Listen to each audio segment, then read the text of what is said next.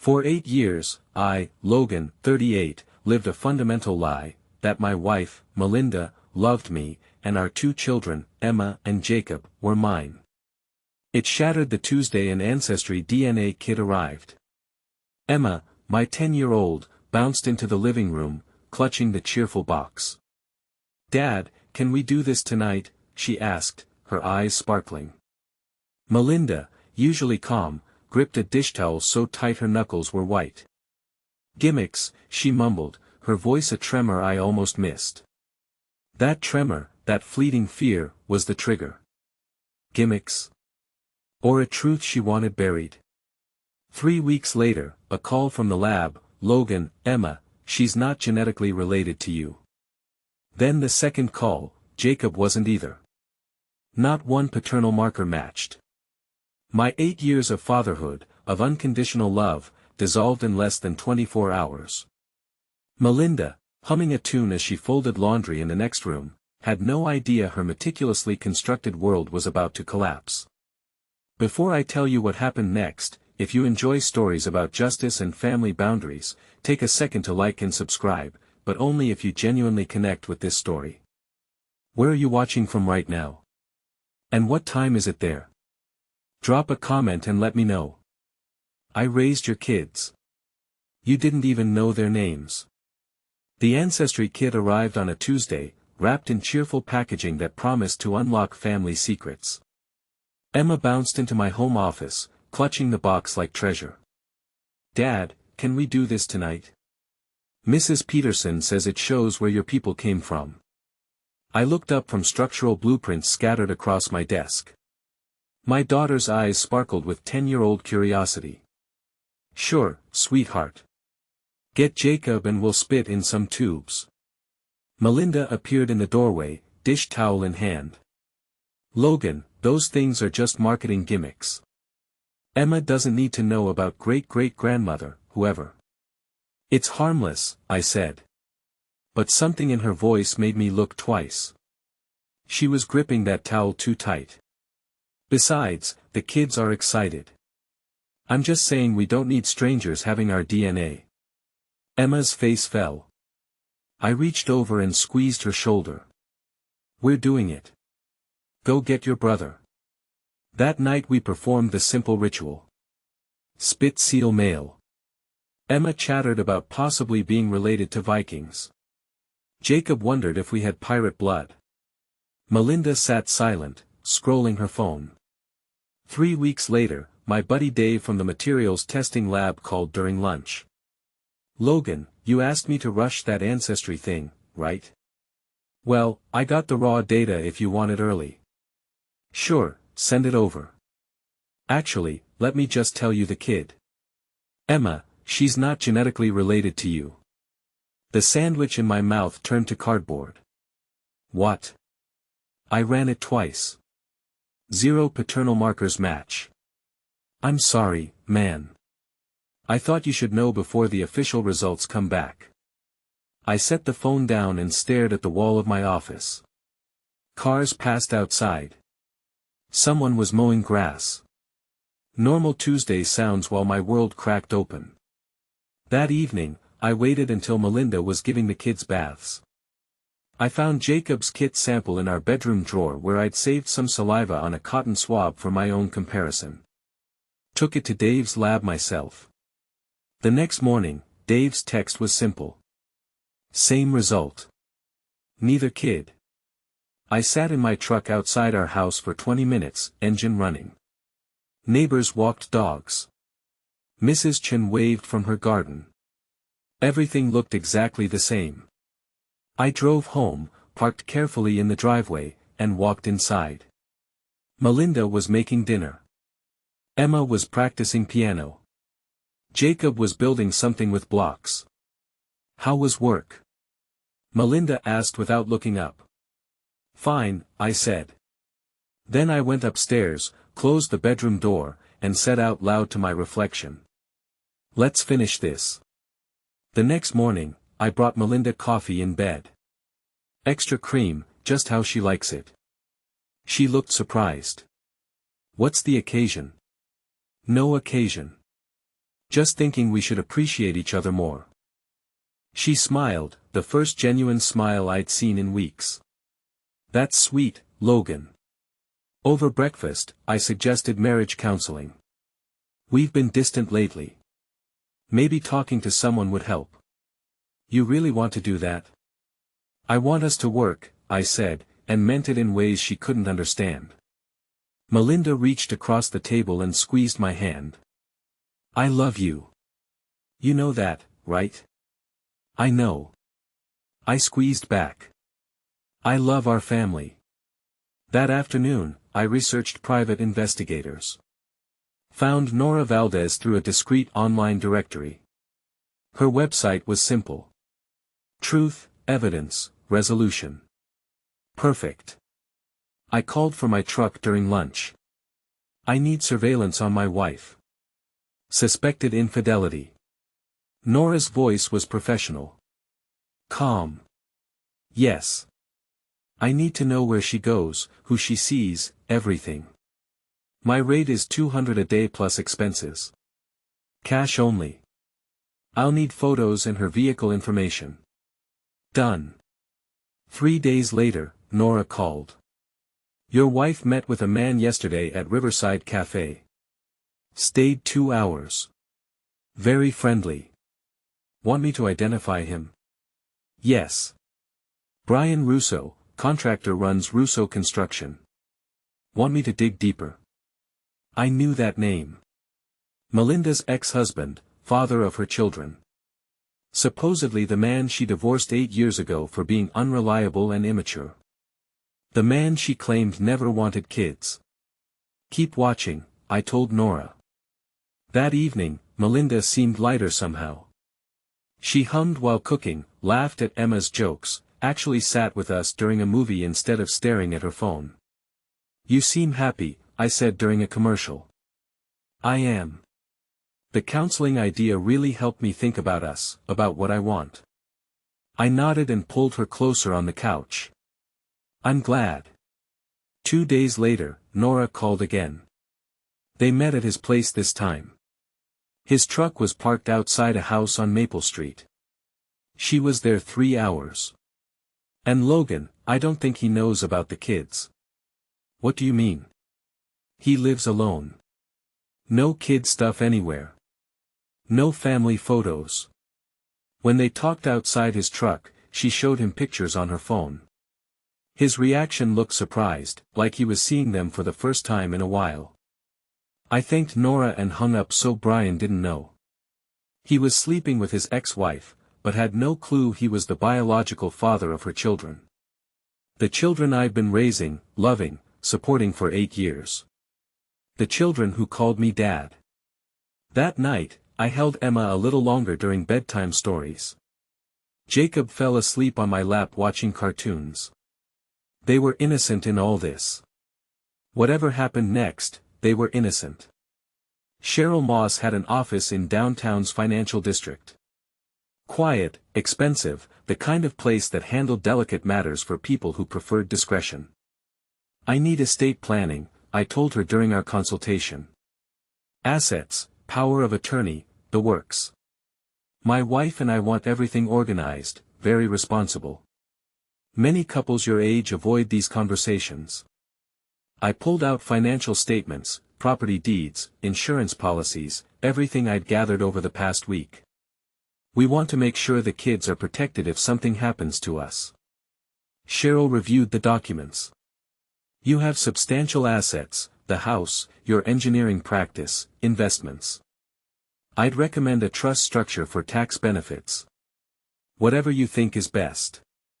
My wife trusts my judgment on financial matters. That weekend, I presented the papers to Melinda over coffee. Made it sound routine, responsible. Cheryl says if we both sign power of attorney forms, we can handle each other's affairs if needed. Medical emergencies, that sort of thing. You're being so thoughtful lately, Melinda said, signing without reading carefully. It's nice having someone who takes care of these things. I watched her signature flow across the documents, legal authorization for me to access her accounts, make financial decisions, act on her behalf. She had no idea what she'd just given me. Next, I visited the county planning office. I need to file a permit application, I told the clerk. What type of construction? Electrical upgrade. Bringing an older home up to code. I slid across blueprints I'd drawn myself based on public records of Brian's address. The work looked legitimate. New breaker box, updated wiring, standard residential upgrade. Property owner signature required. I'd practiced Brian's signature from documents Nora had photographed. Close enough for a busy clerk to approve. Here you go. The permit was approved within days. On paper, Brian Russo had officially filed for major electrical work at his residence. Work that, according to city code, required professional installation and safety inspection. The final piece was the LLC. Melinda's signature on those power of attorney forms let me establish a business entity in her name, Rocky Mountain Holdings LLC. I used her social security number, her personal information, opened a business credit line for $25,000. On paper, my wife now owned a construction company with significant debt and tax obligations. She just didn't know it yet. That Thursday, an IRS notice arrived in our mail addressed to Melinda Adams regarding business tax obligations for Rocky Mountain Holdings LLC. She was upstairs when I heard her phone buzz with the notification. I smiled and went back to reading bedtime stories to Emma. The Hendersons were having their annual neighborhood barbecue. Perfect opportunity. I suggested we attend as a family. Actually, I told Melinda while she got ready. Why don't you invite Brian? He used to live in the neighborhood, right? Might be nice for him to catch up with old friends. She paused, mascara wand halfway to her eye. You want me to invite Brian? Sure. Water under the bridge, right? We're all adults. An hour later, Brian's truck pulled into the Hendersons' driveway. He looked good, tan, confident, wearing an expensive polo shirt. The kind of man who thought life owed him favors. Logan. He approached with a wide smile and firm handshake. Good to see you, buddy. Thanks for the invite. Wouldn't be the same without you. I clapped his shoulder. Beer. We stood by the grill watching kids play in the backyard. Emma and Jacob ran with the neighbor children, laughing and carefree. Brian watched them with interest. They've grown so much, he said. Melinda shows me pictures, but seeing them in person, Emma looks just like her mother at that age. Genetics are funny that way, I said. Tom Henderson flipped burgers while his wife Karen organized side dishes. Normal suburban scene. Brian fit right in, charming everyone with stories about renovation projects and weekend fishing trips. During dinner, he sat across from me next to Melinda. They were careful not to touch, but I caught the glances. The way she laughed at his jokes. The way he looked at her when he thought I wasn't watching. You know, Brian said, reaching for another beer. I always wanted my family back. Didn't think I'd have to go through you to get it. He laughed like it was a joke. Everyone chuckled. I raised my beer. To real fathers, I said, the ones who show up every day. Brian's smile flickered for just a second. Then he clinked his bottle against mine. Absolutely.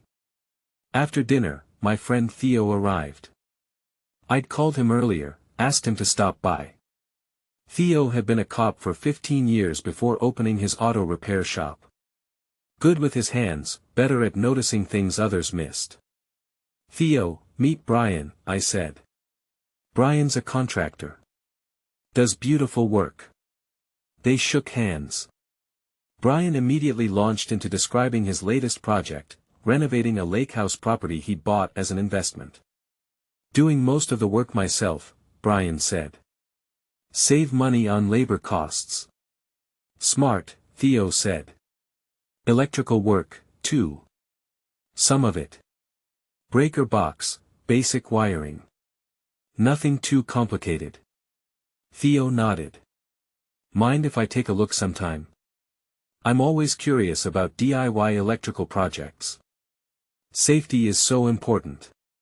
Sure, anytime. I could use a second opinion, actually. They exchanged numbers. I watched Theo memorize Brian's address when he wrote it down. Later, as people were cleaning up, I found myself alone with Brian by the recycling bins. "Nice evening," he said. "Very nice. Hey, about that electrical work you mentioned. Your breaker box is probably the original from when the house was built. Those old panels can be fire hazards." Brian looked at me sharply. "How do you know about my breaker box?" "I'm a structural engineer. I notice these things. Just saying you should get it inspected before you do too much work. Safety first." He stared at me for a long moment. "Right. Safety first." I smiled and headed back toward the house. Behind me, I heard him crushing his empty beer can a little too hard. Sunday evening, Melinda was quieter than usual. She kept checking her phone, distracted during dinner conversation. After the kids went to bed, I found her on the back porch with a glass of wine. "Penny, for your thoughts," I said, settling beside her. She was quiet for so long, I thought she wouldn't answer. Then, "Logan, I need to tell you something about Brian." I put my phone on record mode, hidden in my jacket pocket. "What about him?" Being around him yesterday, it brought back feelings. Good feelings. She turned to face me. "He feels like home in a way I'd forgotten."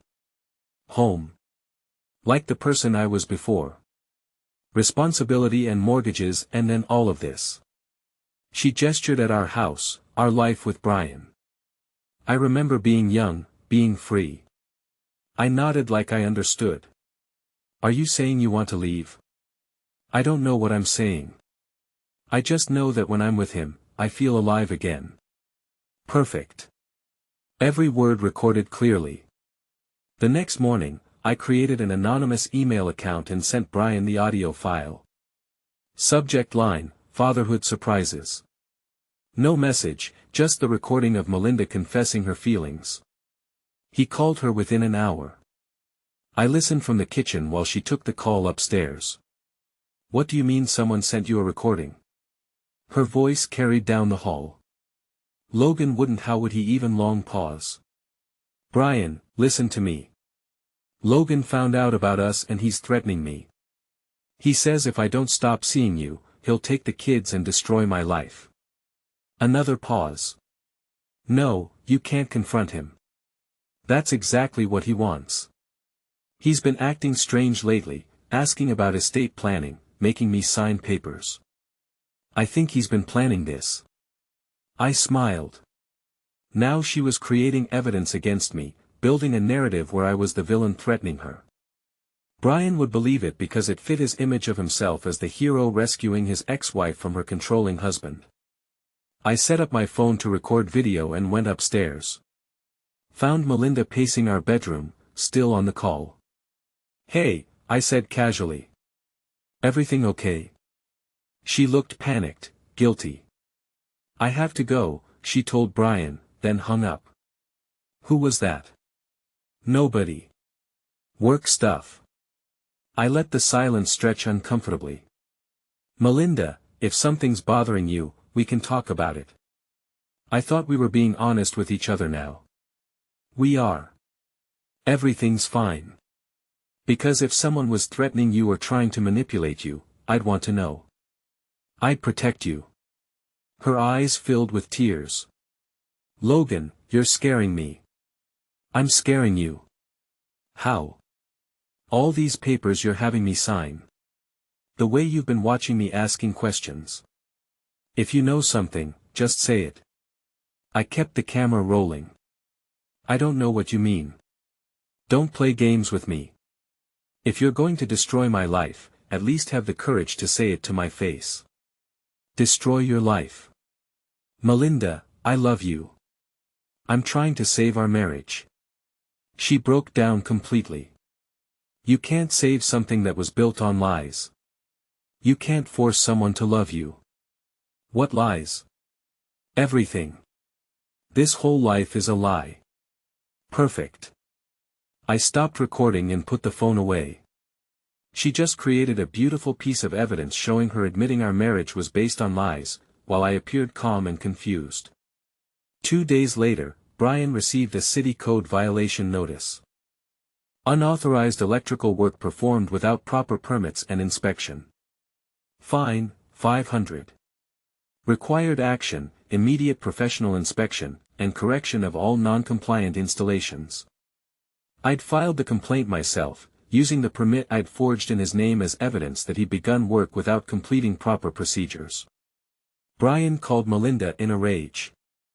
I listened to her side of the conversation. How would Logan know about your electrical work? You think he's been watching your house?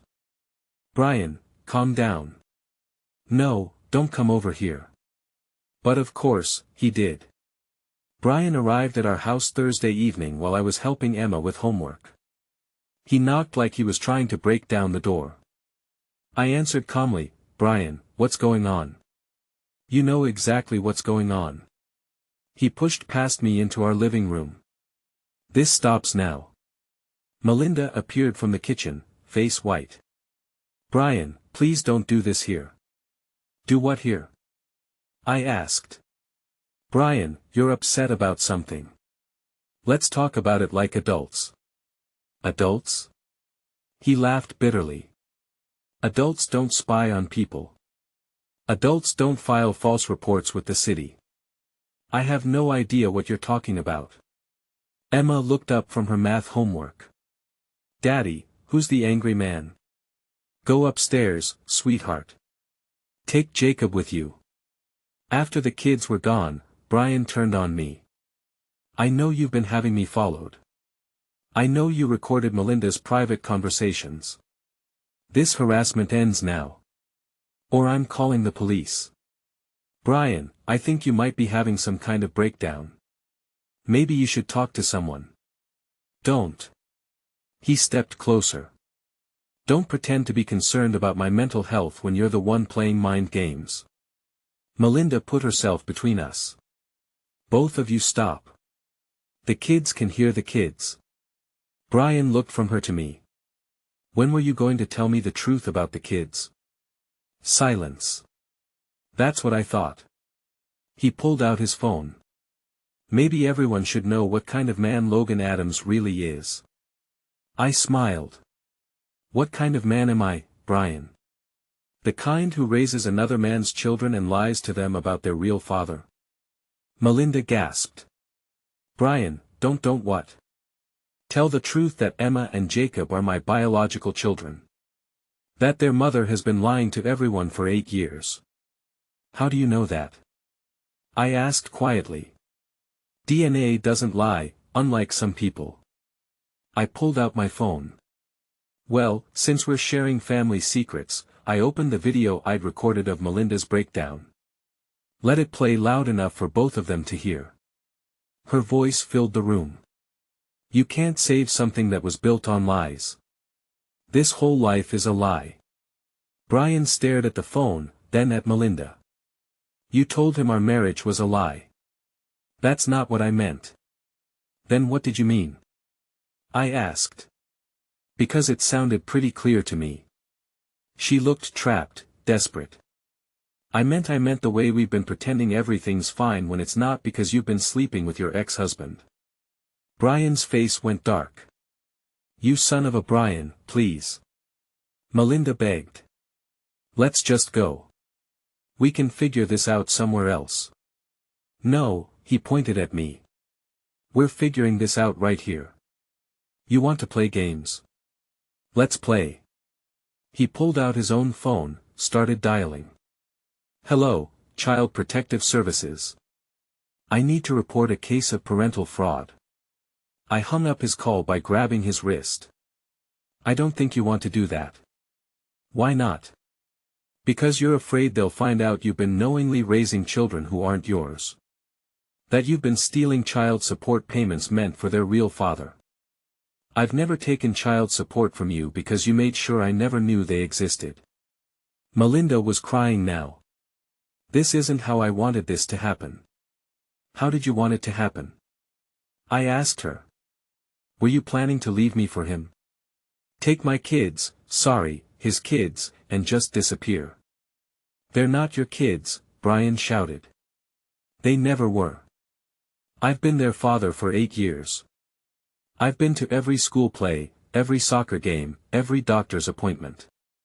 Where were you? I would have been there if I'd known. Bull crap. You divorced Melinda because you didn't want the responsibility. Don't rewrite history now. Brian grabbed my shirt. You want to know about responsibility?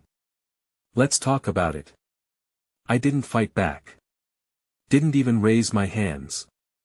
Just looked at him calmly. Violence won't change anything, Brian.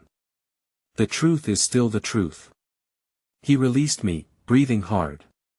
What truth is that? I walked to the mantel, picked up a framed photo of our family from last Christmas. Emma and Jacob, smiling between Melinda and me, happy, innocent, unaware their world was about to shatter. The truth is that sometimes good men get fooled by people they trust. Sometimes they spend years building a life with someone who was never really theirs to begin with. I set the photo down. And sometimes when they finally understand what's been done to them, they have to decide whether to be victims or take control. Brian stared at me. What's that supposed to mean? I smiled. It means you should have stayed out of my house. I walked to the closet and pulled out a box I'd hidden behind winter coats. Opened it to reveal a collection of fireworks I'd bought for the 4th of July. Big ones, professional grade. You know, I said conversationally. These things are dangerous if you don't handle them properly. House fires start from the stupidest mistakes. Electrical problems, gas leaks, careless storage of flammable materials. Brian's face went pale. Are you threatening me? I'm just saying accidents happen, especially to people who do their own electrical work without proper permits or inspections. I dropped the box at his feet. Fireworks scattered across our hardwood floor. You should be more careful, Brian. A man with your responsibilities can't afford to make careless mistakes. Theo met me at the marina 2 nights later. We took his boat across the lake to Brian's property. The house sat on a wooded lot, half-finished renovation visible in the darkness. You sure about this? Theo asked as we tied up at Brian's private dock. I'm sure. Because once we do this, there's no going back. There's already no going back. We brought tools, work clothes, everything we needed to look like contractors finishing a late-night emergency repair. The kind of repair that couldn't wait until morning. Brian's electrical work was amateur hour. Exposed wiring, overloaded circuits, a main panel that looked like it had been installed by someone who'd learned electrical work from YouTube videos. Jesus, Theo muttered, examining the breaker box. This thing is a fire waiting to happen. Good thing we're here to fix it. We worked quickly, professionally. Theo loosened the connection on the main breaker, creating a small gap that would cause arcing. I adjusted the gas line behind the kitchen wall, introducing a minor leak near the electrical panel. Nothing dramatic, nothing that would be immediately obvious. The beauty was in the simplicity. Brian's own poor workmanship provided the foundation. We just gave physics a little help. How long? Theo asked as we cleaned up. Hard to say. Could be days, could be weeks, depends on how much power he draws through that loose connection. We were back across the lake within an hour. By morning, we were both at our regular jobs, solid alibis in place. 3 days later, I sent Melinda a photo I'd found in her jewelry box. Old Polaroid from years ago, her holding baby Emma while pregnant with Jacob. Brian stood beside them, young and smiling, hand on her shoulder. A family portrait from before I existed in their lives. My text was simple. That was always your family. She called immediately. Logan, where did you get this? Found it while looking for insurance papers. Funny how some things hide in plain sight. What do you want? I want you to be honest with yourself, with the kids, with everyone. Stop pretending. I can't just you can. You should be with him tonight. He needs you. That evening, Melinda left after dinner. Told the kids she was visiting a friend. Told me she'd be back late. I knew she wouldn't be coming back at all. At 11:47 p.m., I was reading in bed when the emergency siren started. Fire trucks, ambulances, the works. I went to the window and saw the orange glow across the lake. My phone rang at midnight. Unknown number. Logan, it's Melinda. There's been an accident. What kind of accident? Brian's house. There was an explosion. A fire. We barely got out. Are you hurt? No, we're fine. But Logan, the fire chief is saying it was electrical. The main panel failed and ignited a gas leak. Everything's gone. I was quiet for a moment. I'm sorry, Melinda. That's terrible. The chief wants to interview Brian about the electrical work. He's talking about negligence charges. Negligence? Apparently, Brian filed permits but never had the work inspected. There's going to be an investigation. I see. Well, these things happen when people try to do complicated work themselves. Logan, I need to ask you something and I need you to tell me the truth. Of course. Did you have anything to do with this? I let the question hang in the air. Melinda, I've been home all evening. You can ask the kids. That's not what I meant. Then I don't know what you mean. Brian's house burned down because he did unsafe electrical work. That's not my fault. She started crying. Everything is falling apart. Maybe it needed to fall apart. Maybe it was built wrong from the beginning.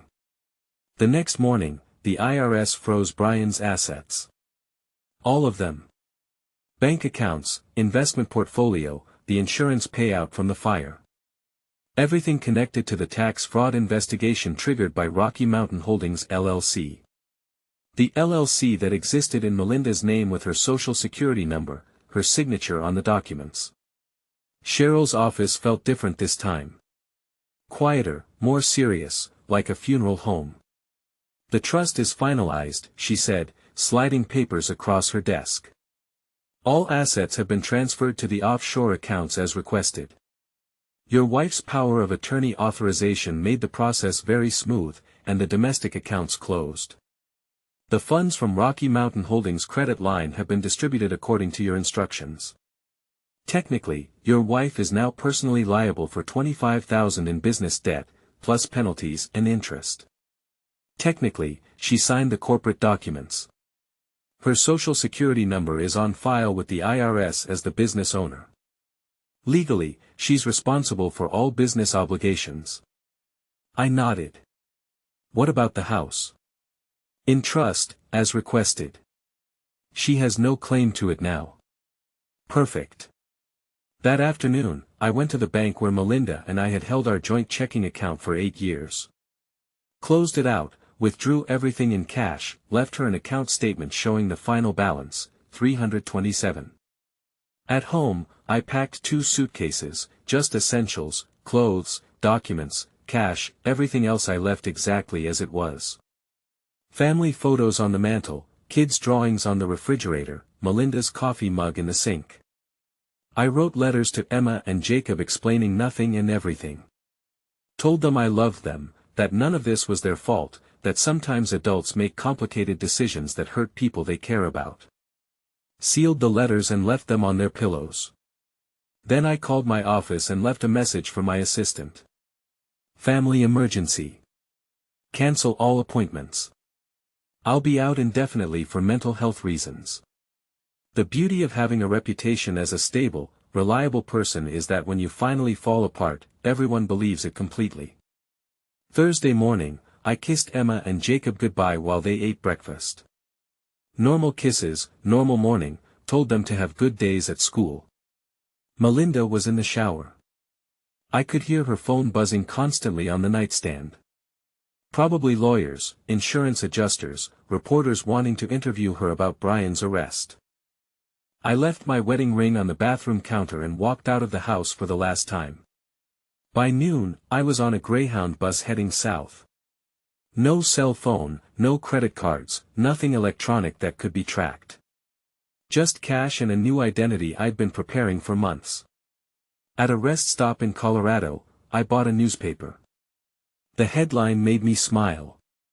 Local contractor arrested in insurance fraud case. Wife under investigation for tax evasion. Below that, a smaller story. Structural engineer missing. Family fears mental breakdown. They'd found my truck at a bridge outside town, keys still in the ignition. My suicide note apologized for being a failure as a husband and father. Explained how the stress of discovering my wife's affair had driven me to despair. By the time anyone realized I wasn't actually dead, I'd be long gone. From a motel in El Paso, I watched the news coverage on a grainy television. Brian's arrest made national news. The handsome contractor who burned down his own house to collect insurance money, then got caught in a web of tax evasion and fraud. Melinda's story was more tragic. Loyal wife discovers husband's crimes, gets caught up in his schemes, loses everything while trying to protect her children. The reporters love the human interest angle. Beautiful woman betrayed by two men. First her criminal ex-husband, then her mentally unstable current husband who abandoned his family rather than face the truth. Nobody suspected that the unstable husband had orchestrated everything. Child Protective Services took Emma and Jacob on a Friday. I watched Melinda on the courthouse steps surrounded by microphones and cameras trying to explain why her children should stay with her. "I'm not a criminal," she kept saying. "I made mistakes, but I'm not a criminal." The problem with that defense was the paper trail, her signature on the LLC documents, her social security number on the business filings, her power of attorney authorization for all the financial transactions. On paper, she was either a criminal or an idiot. Neither was good for child custody. Brian tried to claim parental rights from jail, but his arrest record made that complicated. Pills possession charges from his 20s, the current fraud investigation, his complete absence from the children's lives for 8 years. The judge placed Emma and Jacob in temporary foster care pending resolution of the adults' legal issues. Sunday morning, my phone rang. I'd kept one burner phone for emergencies, turned off most of the time. Logan Theo's voice was quiet, careful. "Yeah. You watching the news?" "Some of it." "She's destroyed, man. Completely destroyed. I know the kids are asking about you. Emma thinks you're dead." I close my eyes. Maybe that's better. "Jesus, Logan, what have we done?" "We finished it." Long silence. "Then I can't do this anymore. The guilt is eating me alive." "You didn't do anything wrong, Theo. Brian caused that fire with his own incompetence. We just happened to be there when physics took over." "That's bull crap, and you know it." "Is it? Did you see the fire chief's report? Faulty electrical work caused an arc that ignited accumulated gas from a poorly connected line. Classic negligence. Fire happens all the time. We loosened those connections. We performed maintenance on a dangerous electrical system. We probably saved lives." Another long silence. "I'm thinking about talking to someone. A priest maybe. Or a lawyer." "That would be a mistake, would it?" "Because I can't live with this, Logan. I can't sleep. I can't eat. Every time I see those kids on the news, I want to throw up." "Then stop watching the news. It's not that simple." "It is exactly that simple. You choose what to focus on. You choose what to carry. And you choose to carry nothing." I thought about Emma's laugh. Jacob's bedtime hugs. The way Melinda used to curl up against me on Sunday mornings. I carry everything, Theo. The difference is I don't let it stop me from moving forward. Forward to what? To whatever comes next. That afternoon, Theo mailed a package to Melinda's lawyer. Inside was the USB drive containing the video I'd recorded of her breakdown along with a note. She lied about Logan threatening her. He didn't. The video showed exactly what I'd captured. Melinda admitting our marriage was built on lies. Me appearing calm and confused. Her emotional breakdown making her look unstable and deceptive. It was the final nail in the coffin of her credibility. The beach in Ensenada was perfect. Warm sand, cold beer, anonymity. I'd been Miguel Santos for 3 weeks now. Just another American retiree enjoying Mexican hospitality. Nobody asked questions when you paid cash and spoke decent Spanish. Nobody cared about your past when your present involved drinking quietly and bothering no one.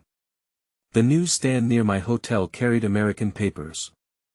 I bought one every few days following the final chapter of the story I'd written. Today's headline, local builder sentenced to 5 years for fraud, arson, ex-wife loses custody appeal. The article was brief. Brian had pleaded guilty to insurance fraud and tax evasion. His electrical negligence had been ruled the cause of the fire, but prosecutors successfully argued he'd intentionally created dangerous conditions to stage an accident. Melinda had lost her final custody appeal. Emma and Jacob would remain in foster care until suitable permanent placement could be arranged. Her parental rights were being terminated due to financial fraud, child endangerment, and emotional instability. The last paragraph mentioned me. Logan Adams, the children's stepfather, remains missing and is presumed dead after an apparent suicide. His body was never recovered from the Colorado River. I folded the newspaper and walked to the W's edge. The Pacific stretched endlessly west, blue and indifferent. A few tourists played volleyball further down the beach. Children built sand castles while their parents watched from beach chairs. Normal families doing normal things. I pulled the USB drive from my pocket, the one containing all the evidence I'd gathered, all the recordings, all the proof of what really happened. Theo had mailed a copy to Melinda's lawyer, but this was the original, the master file. For a moment, I thought about Emma's science project from last spring. She'd built a volcano that erupted with baking soda and vinegar, practicing for weeks to get the timing perfect. Her face had lit up when it worked exactly as planned. I thought about Jacob's bedtime ritual, how he'd make me check the closet for monsters 3 times before he felt safe enough to sleep. "There's nothing there, buddy," I'd tell him. Daddy checked. They'd be older when someone finally explained what happened. Old enough to understand that the man who'd raised them, loved them, been their father in every way that mattered, had simply vanished from their lives without explanation. They'd wonder why. They'd blame themselves the way children do. I broke the USB drive in half and threw the pieces into the surf. The ocean swallowed them immediately, carrying my secrets into depths where they'd never be found. Walking back toward the hotel, I passed a newsstand where the vendor was arranging fresh papers. A different headline caught my eye. Foster children await adoption. Local siblings need permanent family. The photo showed Emma and Jacob at some kind of social services event. They looked older, sadder, but still recognizably themselves. Still the children I'd tucked into bed, helped with homework, taught to ride bicycles. Emma was holding Jacob's hand protectively. Even at 10 years old, she understood she was all he had left. I bought the paper and read the article in the hotel bar. A social worker was quoted, "These are wonderful children who've been through tremendous trauma. They need a stable, loving home where they can heal and move forward." The bartender noticed me staring at the photo. "To Ciner, sí," I said. "To bien, everything was fine.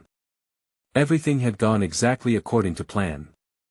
I ordered another beer and watched the sunset paint the sky orange and red colors like fire, like the glow I'd seen across the lake that night when Brian's house burned. Justice didn't need to make noise to hurt. It worked quietly, systematically, removing problems and balancing equations. Melinda had betrayed our marriage, our family, our life together. Brian had thought he could waltz back in and reclaim what he'd abandoned. They'd both learned otherwise. The only innocent victims were Emma and Jacob, and that was unfortunate but unavoidable. Children survived trauma.